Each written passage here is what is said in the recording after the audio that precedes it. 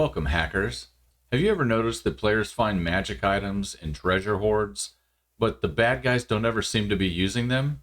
I know I often just use the monster stat block and not the items that are in their treasure vault because I've designed the encounter before I decided what treasure was there.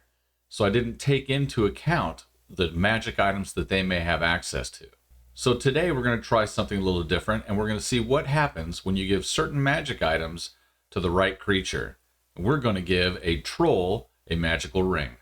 For this video, we are just going to look at the base troll, but most of the troll varieties have the same setup on their regeneration. So if you want a higher CR troll, that will still work. The ability reads, the troll regains 10 hit points at the start of its turn. If the troll takes acid or fire damage, this trait doesn't function at the start of the troll's next turn. The troll dies only if it starts its turn with 0 hit points and doesn't regenerate. The troll is essentially immortal as long as it doesn't take fire or acid damage.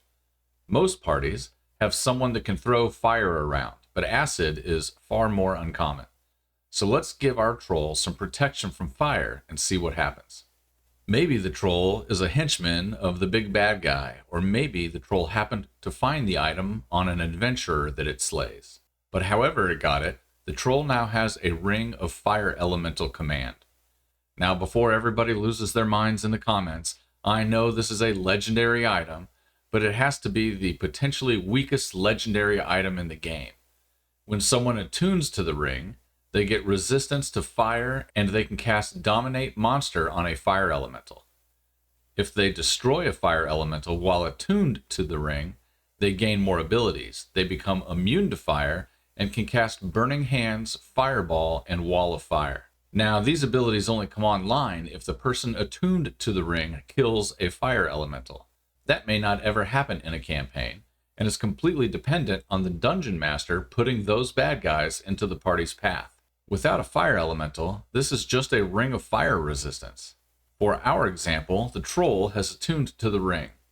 Perhaps its master helped it defeat the fire elemental, but however it happened, the troll has now killed a fire elemental and is immune to fire damage. Imagine the party's surprise when fighting a troll that not only ignores the fire bolts that the mage shoots, but casts fire spells itself, even standing in the middle of a wall of fire taunting the parties. If the party doesn't have any acid spells, then it may be impossible to kill, and the party may need to flee in order to get supplies and make a new plan. I hope you've enjoyed this video about leveling up the difficulty of your monsters. If you did, please subscribe for more videos, and until then, keep on hacking the dungeon.